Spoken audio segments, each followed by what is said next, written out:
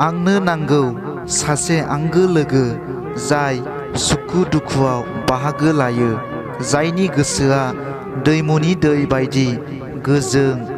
आंनो नांगौ मोनसे गोग्गो समाज, जाय समाजाव सुबुङा अनज्लायो, रुजु रुमु रायजो जायो, बिदा फंबाय गोरोबो।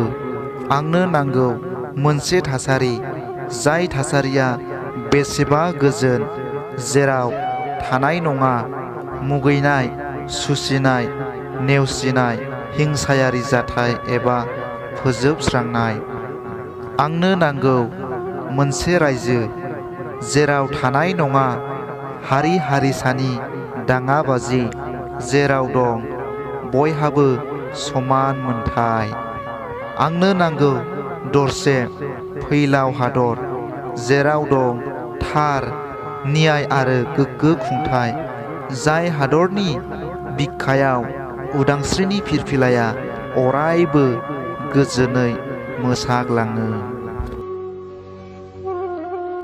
मुलुगखौ मोजां मोनग्रा आंनि आंगो लोगो नोंथांमोन, बे खन्थाइ आवरायनायनि सायाव माबाफोर गोरोन्थि नुदोंब्ला आसि दिन्थिनानै कमेन्टआव खोन्थाहर, आरो मोजां मोनदोंब्ला आंनि इउटिउब चेनेलखौ साबस्क्राइब खालाम, लाइक खालाम, शेयार खालाम आरो लोगोसे साखाथिनि बेल आइकनखौबो थुनानै होनो दाबाव, जाहाथे आंनि गोदान गोदान खन्थाइ आवरायनानै आपल'ड खालामनायखौ नोंथांमोना बयनिख्रुइबो सिगां मोनहैनाय बादि।